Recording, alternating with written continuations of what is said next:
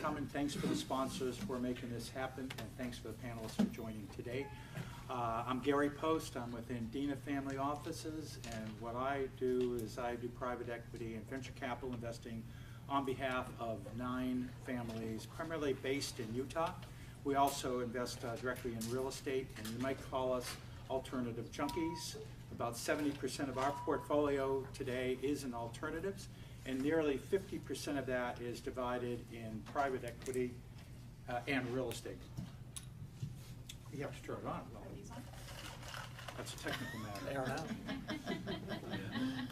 In the real estate sector, we favor cash flow multifamily. We're also involved in developing senior housing.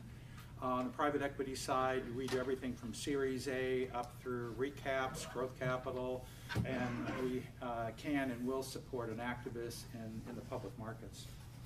So we're willing to listen to anything that I can pronounce, so that unfortunately leaves out biotech.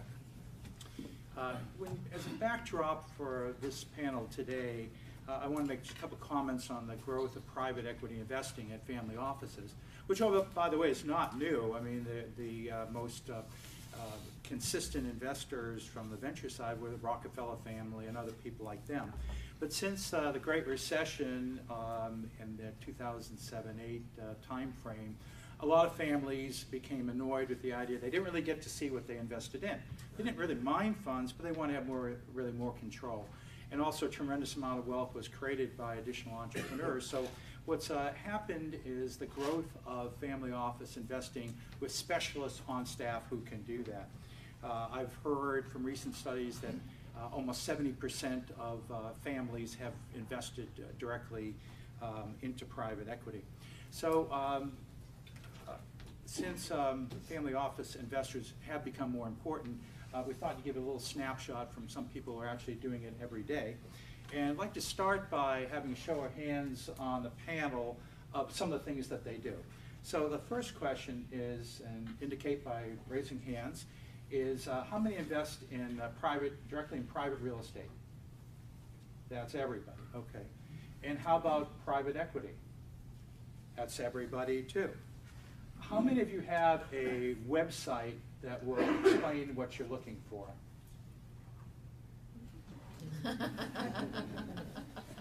So that's one thought, is finding what people want sometimes can be a little bit more difficult. How many will work with independent sponsors or developers, whether that's real estate or private equity? Pretty much everybody. Okay, very good. And do you require, let's say on the private equity side, do you require majority control? How many require majority control, or how many would look at requiring majority control? For the most part. And the others will look at both.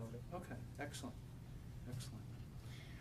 I'd like to actually have the panelists now introduce themselves, including what kind of entity they're with and what are the objectives of those entities at this time and their roles inside of the company.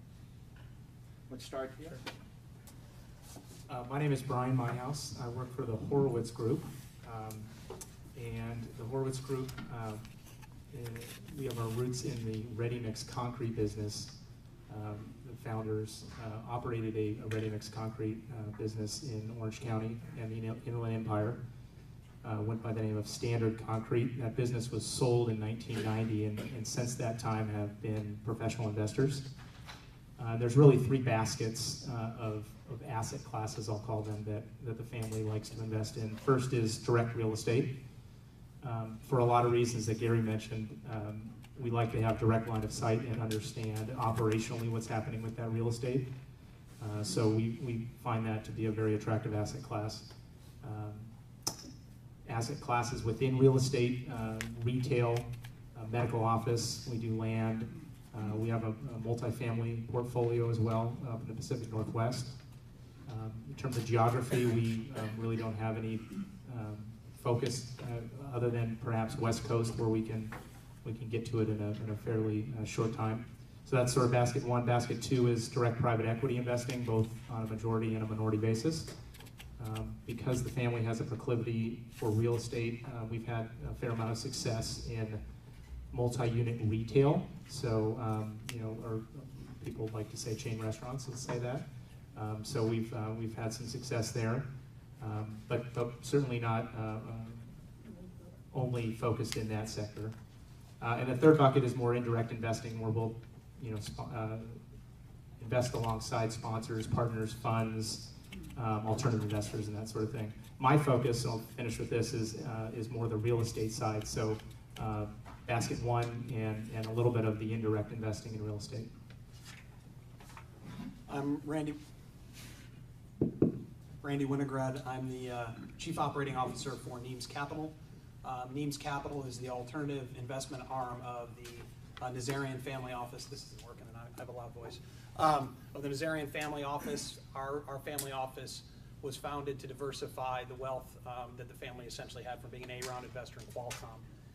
David Nazarian leads Nimes Capital, and the focus of our private equity investing, of our alternative investing, is direct control investments in real estate, primarily multifamily and student housing, and those primarily are what we would call value-add B product, and mainly located, just because we found the opportunities, Texas, Oklahoma, Florida, Georgia. We have some holdings in Northern California. Our real estate office is actually headquartered in Austin, Texas. On the private equity side of things, our current strategy is to do direct control investments in operating companies. We will do minority investments from a diversification standpoint that are with other families or maybe an independent sponsor, where we will put a lot less money in and seek a lot less control for diversification, particularly if it's in an industry where we might have background but not in-house expertise, as Gary, as you mentioned. We have in-house expertise mainly in the hospitality, restaurant space, so a lot of the direct control deals that we've done are in those spaces, but we've also invested as a more passive investor in high-tech, manufacturing, and some various other industries. Robert? Hi everybody, Robert Terrell, Karlin Asset Management. We're a single family office based out here in Los Angeles. AUM is about $1.8 billion. The portfolio is managed through a mix of what I would call internal and external investment strategies. Internal teams, of which we have 4 right now: distressed real estate in the US and Europe, real estate direct lending, long-only public equities, and venture capital. Those are internal teams managing money in direct investments. External managers, private equity, hedge fund, long-only, and the pretty simple approach is for us to go out and find the best returns possible. Our principal's given us a pretty simple mandate. It's to grow his capital so we can give it away, and that's what we try to do. Yeah, my name is Ben Durrant. I spent the last several years as the CIO for the Strand Partners, which is the family office for Bill Powers, who's an ex-PIMCO executive. And then about 6 weeks ago, I went off on my own and started my own firm called Provenio Capital with a partner, where we're going to be acting as an investment office to wealthy families and private foundations. I think this panel is probably more relevant to the experience I had as CIO of a single family office, so I'll talk to that a little bit first. We invested across all asset classes, hedge funds, private equity, venture, traditional investments. We did quite a bit in private deals, both directly and through managers and co-invest opportunities. In private equity and venture, we were also, Bill was a general partner with a real estate group called Encore Funds, and with JLK here in LA. In my current business, we're going to be doing much of the same stuff, focusing on direct and private deals, private equity, venture, and alternatives specifically. Hey, thanks very much. Sticking with Ben and loudening up my voice, what are you looking for today? What's at the top of your shopping list that's the thing you'd really like to have land on your lap this afternoon? What would I really like in to terms land of on my lap? deals and real I'm estate? not going to take that. I'm not going to take that hospital pass. From our perspective, what we're looking for is idiosyncratic deal flow. We're not fans of the public markets right now, neither fixed income nor equities. I'm sure that's not going to be a revelation to anyone in the room. And so we're always looking to access idiosyncratic deal flow, and that comes both through our managers and through relationships that we've developed in the family office network. Guys like I'm sitting with on the panel here, and across the country, it's a very powerful network for sourcing and developing idea flow. Real estate, as well, you've got to be really selective and work with people that know what they're doing. I would say that's the case in most asset classes these days. You know, staying away from anything that's early stage and especially pre-revenue. But we think that there's still a pretty good illiquidity premium out there right now, and so definitely staying in the private markets. Robert? Glad Ben went first because it gave me time to think about my answer to this, which is still not going to be very good. So the truth is that there's not a lot on the list right now, and so then what do we do? And you know, how can I give you guys something that's helpful going forward? So why isn't there a lot on the list? Because assets are expensive, right? And whether we want to blame the Fed or we want to say something else is responsible, there are not a lot of really cheap things out there for an opportunistic family office like us to buy. So what do we do in the meantime? We prepare, right? We get ready for those times when we can go into markets and we can act as a liquidity provider. And so how do we prepare? We start the search for A, smart people that we trust, and B, asset classes that if at a price is presented to us, we would be happy to own it at a price that we think is reasonable. And you know, does that mean we're, you know, I was telling Ben earlier, are we preparing for the next distress cycle? That's certainly something we're considering. But you know, if you told me to put my finger on something and say, hey, we are buying this right now, everything we can, I don't have much now. Randy? Well, you asked a hypothetical question, so I'll give a hypothetical answer. I'd love a 300-unit apartment building on the west side that trades at an 8 cap, but since that isn't going to happen, I think that echoing a lot of what these guys have said, A, we're doing something that a lot of family offices, when you say the words to them, they kind of shudder. Why would you do that? We're contemplating selling. That's a nice way to make returns. If you've bought and the market is frothy, we're contemplating selling. We haven't actually sold anything yet, but we're actually looking into it for the first time. The other thing we're doing is we're looking at either deal flow that's coming from relationships, because even in non-frothy cycles, we are not going to be the highest bidder, but we will perform when we say we're going to perform. And so we're looking more for what I would call strategic opportunities. So properties that are owned, properties adjacent to something that we already own, that could be a strategic long-term play, that could benefit from efficiencies of what we already own. And just usual opportunities that come from relationships, but even those are impacted by the frothiness. So really more strategic things where we can afford to pay because it makes sense for us for reasons it doesn't make sense to others. So the current low caps on real estate, high priced EBITDA, and private equity has been a deterrent? Yeah, although we actually bought we bought a private equity deal in December. It was a banked process. It was out there for everybody. We weren't the highest bidder, and like I said, we're never going to be. But I think that we will do deals where we think we can create, in any cycle, only where we think we can create value through our expertise in-house, our skill set, not just because we bought right and we've got great financing and high leverage. That's just not our business model. So I think we're just pursuing those same strategies. It's just harder because other people are doing stupid things, and so you might not be able to get the stuff that would make sense for you. So. And Brian? Yeah, I mean, I like the word preparation, actually, that Robert used. We use a term in the office, pay it forward. So we're doing a lot of, we'll take any and all meetings today, but we're very cautious on actually deploying capital. So, but we'll take the meeting, we'll provide feedback, because I think a lot of the way that deals are structured today and the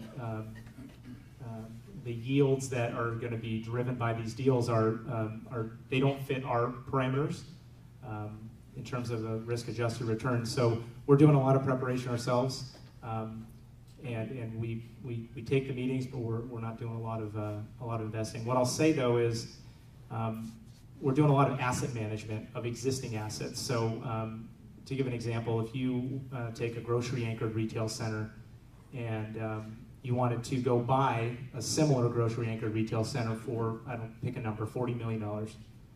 This would be a nice retail center here in Southern California. If you had a similarly located or similarly performing asset, and you were to invest, say, $10 million into an asset you already control, and you were able to generate a 10% yield incremental on your NOI or value, versus deploying that $40 million, or pick a number, $10, $40 million into a new asset where you're going to get 6%. That's the kind of rationale that we're playing with in our heads, is in terms of deploying of capital. We'd rather put that money into an asset we already control, and whether it's a facelift, whether it's buying a new deal for a tenant improvements or leasing commissions, or a restructuring of a lifestyle amenity within the center. Those are the sort of things that we're thinking about in terms of deployment of capital. So we're not, we may not be looking at new deals that are being brought to us, but we are deploying capital in assets that we already control. Just one other point to make. I think that the market is moving from a seller's market to a buyer's market now. What we're finding is the ability to negotiate terms especially on private deals, is becoming more attractive from our perspective. Valuations are coming down. The terms that you can get, whether it's liquidation preferences, participation, dividends, we're finding that you're able to negotiate those because the competition for capital, I think, is getting more and more difficult. You're talking about real estate, though, or private equity? I'm talking about private equity deals, yeah. Yeah, we're seeing the same in private equity. We're actually holding on to cash for the moment. We're looking to pick up secondaries, both in private equity deals, in funds, and in venture situations. So for right now, we're just watching and ready to act swiftly when opportunities come up. A lot of people here today are part of an overall network of deal flow and ideas. Can you please tell us how you like to receive information about new ideas? Let's, Brian, is it okay to send you a text at 10 o'clock at night, for example? Hey, I got this phenomenal deal, signed Gary. I'm always on the clock, so sure, but text message is probably not the easiest way to communicate. I think you'll find a similar answer from my panelists, but I'll throw this out. The idea of a relationship and a first or second degree connection is the first thing that we look for. Have we invested in deals whereby we don't know the sponsor or the manager up front, and we've got to know them, of course. But first thing in terms of a tip is find a way to that family through a pre-existing relationship. That'd be sort of the first thing. I think the other thing is get to know the family office and maybe the personality. You heard the diversity of the types of things we're all investing in. Because our family came from an operating company background, we tend to lean towards investments, whether it's a real estate investment where we'll self-manage and asset manage ourselves because we can turn the screws and we are operators, or a private equity deal where we'll take board seats and we'll actually, in some of our examples, we'll help put the menu together and we'll help the throughput of customers coming into one of our multi-unit retail properties. So I'll leave it at that. Get to know the family office and the personalities within the office, and those are ways perhaps to get someone's attention. I'll add to that just because Brian and I were talking about this a little earlier, so thank you for leaving me a little material. In addition to the importance of getting to know the personalities, because a lot of family offices are very sensitive about who they do business with, and so there's that side of it. Who are we doing business with? That's very important. The other importance is, like all of you, we don't have a lot of time, and so if you can help us by getting to know what we want before you start peppering us with deals, that helps immensely, because we are focused on this. Everybody here, I think, has somewhat of an investment mandate or a box that we're focused on, and we see hundreds of deals that are inside that box, and we only do one or two of them. So you got a lot greater chance of having success and us viewing whoever's reaching out to us as giving us value if you're able to first invest the time to figure out whether what you're sending us fits within that box, because a great way to turn somebody off is just to send something unsolicited that just doesn't fit with their mandate, particularly if you don't know them. And then the other thing I would say is when we say no, and the one thing I always try to do is right off the bat. I mean, I can get an email from somebody, if they give me a quick description of what it is, say, does this fit? Is there a chance at all? I know the worst thing is slow playing somebody. So you'll get a quick no if it's not inside our box. So respect the quick no and don't push back again, because if I give you the courtesy of taking time away from whatever else I'm doing to look at it, think about it, and say I'm interested or not, and then I get pushback, I might not open your next email, particularly if we don't have a relationship. So And he mentioned the word time a couple of times there, and so I want to piggyback off of that. And I debate telling a lot of these statistics because they sound sort of arrogant and maybe self-important, but I think they're helpful. So this is with the idea of trying to help everybody. I think in a typical day, I end up with 20 voicemails that take, on average, 40 minutes to try to listen to, right? And that's in addition to emails and everything that come in and require responses. And I say that not to, again, say that like, oh, I'm so cool because I get all these phone calls, but more that you, all of you, as you reach out, can internalize that like, hey, I am one of many people that are reaching out to this person. How can I, whether it's figure out how my opportunity fits in with what they're doing, or why me or my opportunity are so unique that they should really pay attention. And anything you can give, preferably an email, to help sort of articulate that, it makes a huge difference. It makes a huge difference for you in getting the quick no and saving time, hopefully on your side, but also on our side as we try to triage where to spend our time. Yeah, I like Rob's initial reaction to me, which was Snapchat. I did not say that. Sorry, mate. Threw you under the bus there. I didn't say that. So, no, I would echo everything that these guys said. For me, it's pretty black and white, which is, especially on the private deal side and on the real estate side, unless it's coming through our network and people we know, there's zero chance we're doing anything, literally zero. It's a little different on the hedge fund side.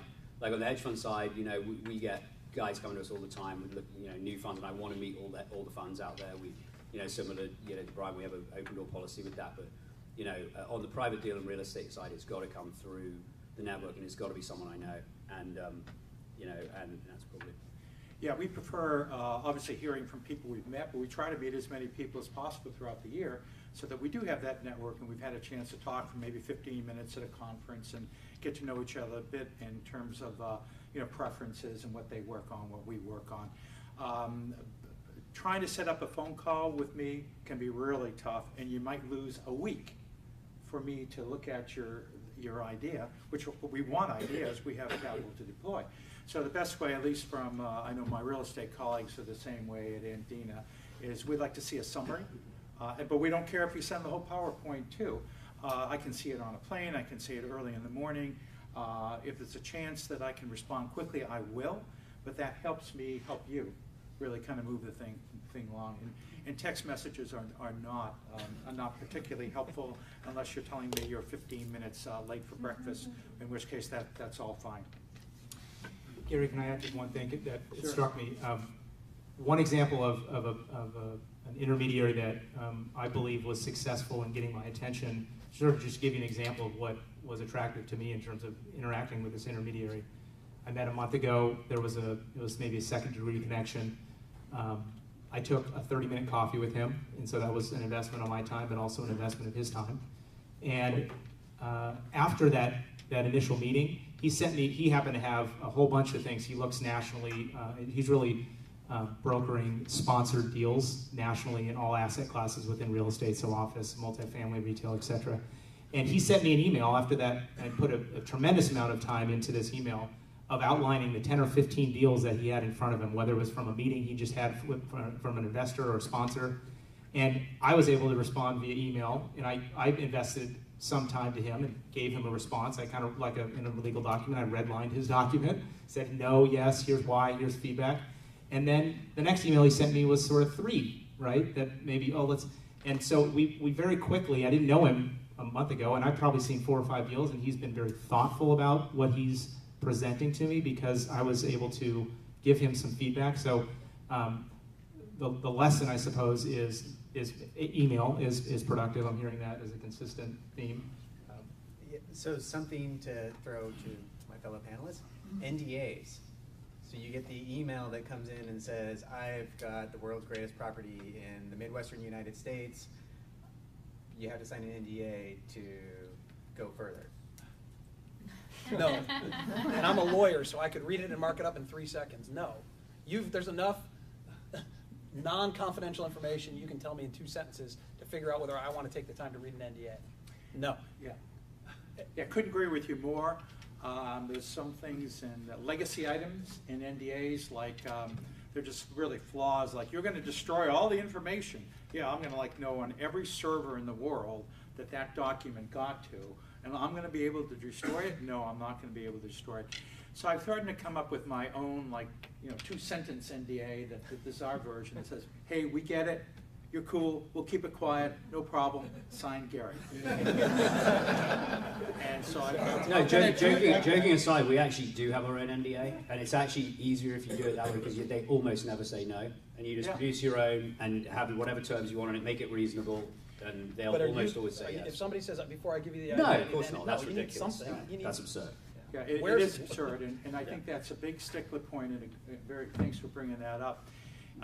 It can slow things down by like 2 weeks versus getting something the next day and reacting to it, and then, I'm gonna sit down and I'm gonna mark up a document and not. Yeah, so let's be clear about something. Not a marketing tool. Yeah. Yeah, that's an yeah, exactly. NDA stands for no deal acceptance. No deal. Good. So, Ben, I've been dying to ask this of you all week. You've already asked me what I want to land in my lap. I dread Yes, what do you want to land? No, are family office investors kinder and gentler? Really? I Okay, have the no scenario, idea how to respond the to scenario I that. heard is, well, Kinder we and don't want to. gentler. The scenario is a banker calls up and says that his client would like to avoid venture capital and private equity firms, and they'd like to have family office investors. Well, what are they thinking, and do you think you or anyone on the panel provides a better set of psychological qualities to a... I can safely say I did not understand the question. Why don't we ask them what people who invest with family offices, what they think about Yeah, investing? I don't know. Yeah. I get that all the time, and I interpret that as you have stupid dumb money. Yeah. I think it means more patient capital from family office investors. That's a good point. I think if you ask her what kind of value does a family office investor bring, and sometimes it's a much longer holding period, and we're under no compulsion. Oh, okay. Well, that's the okay. So I'll tell you a couple of things. The first is that if you get family office investors, number one, they can move quickly if they need to. Okay, because they don't have to deal with a board and they don't have to deal with the decision process. As long as some of the really big ones are more institutional, but most of us guys, like, we can move pretty quickly on something if we need to. Not that we don't do the work, obviously, but like we can. I'd say the other thing is that what I do is if I find a really great deal, chances are if I'm going to do it, I'm going to share it with some other guys I know. Yeah, because I have a network of people that I share deal flow with, and that's a really important part of what I do. So I'd say those are two things that are benefits. So we're not kinder and gentler, the pain just doesn't last as long, because we get it done quickly. Well, the perception, when I hear it, is somebody's looking, they've talked to a private equity venture capital firm or professional real estate investors, and they got disappointing news on pricing, so they think they can go, or control, or covenants, whatever it would be, and they want somebody dumber. And so I don't think we fit that. So it's also a turnoff, immediate turnoff to me is that I probably won't look any further because it's probably I'm going to be dealing with an unrealistic principle on the other side. Gary, I think the other thing, we have both family office and big institutional pension fund investors, and I think that family office investors are much more transparent in working, telling you not only quicker, but what's behind their answers, and they're not saying an answer that just deflects, right? Like institutions will just say something like, it's not a good time, and really they just don't like whatever it is, instead of telling you what they don't like about it. So I just found much more transparency, which is helpful, because that feedback to get you the right deals back, like you were talking about.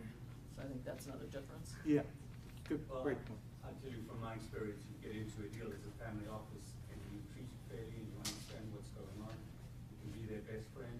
If you're not treated properly, it becomes very personal and it's not a happy situation. So it works both ways. Yeah, that's right. I'm going to echo the comment is if we're brought an idea that requires 3 times as much money that we can put in it, we'll say bring them to us. We'll do up to $20 million in equity.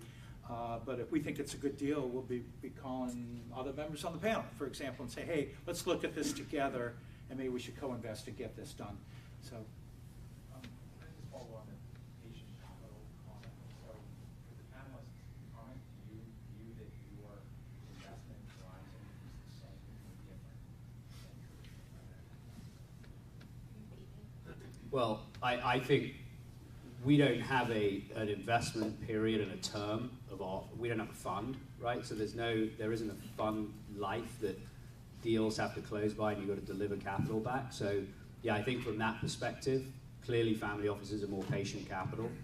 That would be my response to that. You guys, other thoughts? Yeah, I guess I was going to say something along the same lines. Is we, maybe we're a little bit different than Randy this way, but we don't have parameters on a lot of stuff like many institutional investors and private equity funds, which I would include in institutional investor category. That they've got to put money to work. They need to do it on some sort of meter because their clients want them to put money to work, right? Some part of it is having a good deal, but some part of it is putting the money to work as expected. We don't have to do that, and if that means that we can do nothing for a while we wait for better returns, I mean, I think that defines a longer term perspective, is that you can do nothing for a while, but I don't know if that answers the question. And structure. In theory, there are structural elements to the deal that are there because there's a timeline. So if you have this longer timeline that ultimately you guys put together. You don't necessarily have a longer timeline. You have a timeline. You basically have to manage expectations, right? So one of the questions we're all going to ask in our due diligence process is going to be, when can I expect to have my capital back and be playing with the house money, right? So the time frame will be dictated by the deal, and that'll be part of the due diligence process. It's not like we don't have a fund term, so we're happy to sit around for 15 years waiting for the thing to, come to fruition. The way I describe it to people is it can be more patient and it can be less patient. Right. Patient is the wrong adjective. The adjective is not adjective, but the description is we don't have arbitrary predetermined time horizons for every deal. We try to optimize the time horizons both for deploying and getting our capital back. So if that means, to Ben's point, we've looked at this investment, say it's a private equity deal, we talk to management, they think that we can do X, Y, Z in the next 5 years and that would be the optimal point to sell, that's great.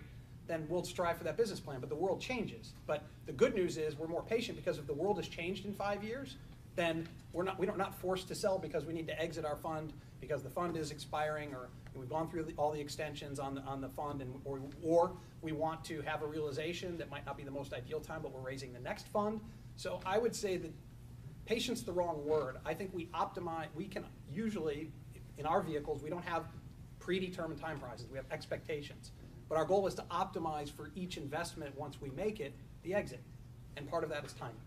And the one thing I would throw out on the timing side that can be different than a private equity fund is capital has an opportunity cost.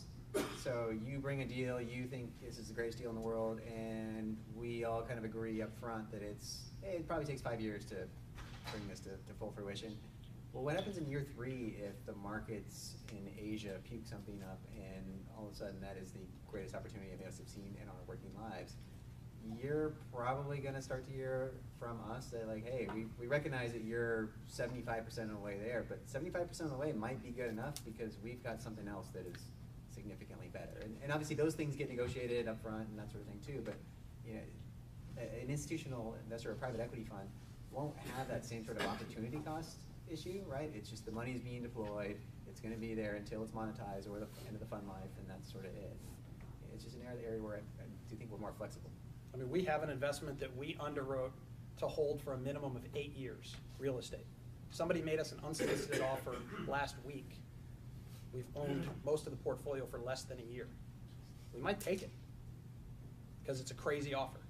So is that being patient? No, that's the opposite of patient. We told our investors, 8 years, but nobody's going to be disappointed if it turns out that it's not going to be 8 months. We need long-term capital gain, a year and a day. Nobody will be disappointed in that instance. We optimize the whole period, I think is the way, that's the way I would try to describe it. Yeah, and the only thing I'd add, I agree with everything you guys have said, is it's hard to have the conversation about sort of patient, flexible capital without the operational control or the control. That's typically why you'll find most of us answered and raised our hands related to control investing because we want the ability, as Randy said, if the market is ripe and there's an opportunity to monetize that investment, we want the opportunity to do that. And it may be a misalignment in terms of the promote structure or the fees that are generated by that sponsor. But that's why a lot of times what you'll find is there's a control element that I can speak for our family. That's typically what we want. Well, here's one other last thing is there's a different decision tree in a family office than there is in a fund, right? In order to monetize an investment in a private equity fund, right, the committee has to meet and they've got to decide what they're doing, and that's back to the whole advantage of being a family office, which is at the end of the day, the family decides and they can say, hey, listen, we got a 2.5x sitting on this thing, let's try to get out of it, or no, you know what, let's hold on, we think this can be a 5x in another couple of years. So that's another difference. Hey, those are great points, and I think we've conclusively resolved here that family office investors are great people to know, although we're not kinder and gentler. So I want to destroy that myth. We're not kinder and gentler. But they're good people to know, and one thing Ben said is really a good one, is if you have a project and you're raising capital for it, a good family office anchor can help fill out your group for you. And we're not bankers, we're not doing it for a fee, we're just doing it on the, what goes around, goes around, comes around, and all that stuff. So, anyway, so we've concluded that family office investors are great. How would people acting in this investment community get to meet more family office investors?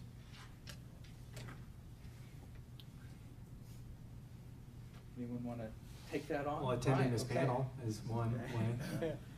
I don't know that I have a good answer for that. It's just general. It's general it is. networking. It's just networking. You're not going to be cold calling them. You're going to be, doing what all of you guys already do, which is going to conferences, attending these types of things, and trying to develop relationships. My advice would be to do it initially without selling anything. Just go and try to meet people and say, hey, similar to what Brian described, where let's sit down and have a cup of coffee. I'll tell you what I'm doing. I'd love to hear about what you're doing, rather than, hey, I've got a great deal for you. Agree. Yeah. I mean, actually, we use Sapient because we met them at a conference 2 years ago. And we just had a good conversation. There was no selling going on, good people. Hate to say it, your business is a little commoditized, whatever. So, what's the differentiating factor? We liked the people we met. We said, well, give them a try. We've never worked with them before. We worked with them, we liked them. But they didn't sell us at the cocktail party. Excellent. And this is, I feel like, sort of endemic to our industry, which is finance.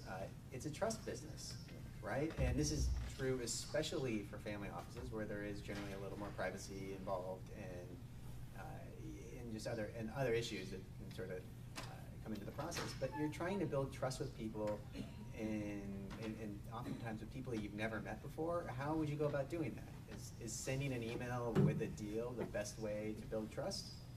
If it is, you should plan on being the best email writer that the world has ever seen, right? If it's to casually meet somebody here at this venue and then catch up, without even pitching a deal at some point in the future, and maybe you see each other at another event, and who knows, then you have a live one, right? And now there's a little bit of water under the bridge, and both parties are able to discuss it more openly. And that totally makes sense. Totally makes sense, and if you can find some common thing to talk about, whether it's a hobby or such, or I might invite somebody to play golf or such like that, and just a way to get to know people. I might invite a banker to play golf, and let's get to know each other a little bit. No selling during that process. Another way to expand the network is to be successful with a family office, because family offices do talk, and they're eager to help their brethren. So if we've been in some good things that would say, yeah, that fund's really good, or that manager's really good, you should go talk to them. And that does happen, and it happens every day. So that's another way of expanding your contacts in family office investing. So we're doing on time. We perhaps take a few questions from the floor. Any comments Robert, you? I guess the one thing, and this kind of goes back to my trust building comment, the one thing that I would certainly suggest to everybody here as you're reaching out to family offices, or really anybody when you're trying to pitch a deal, is visualize this room full of people next time you were sending out that email, right? And what do I mean by that is visualize that there are 50 people just here in West LA who are all emailing people like us deals or opportunities or whatever it might be. And then be sympathetic to the person who's receiving that, what they're going through and what they're trying to decide. And so where am I going with this?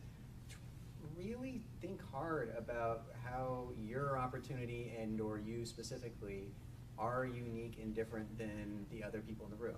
Not good or bad relative to other people, just different, right? And the analogy I will use for this is if you think of like college entrance essays, maybe a few years back for everybody. Remember, everybody tells you when you're writing college entrance essays to write the true story of you, right?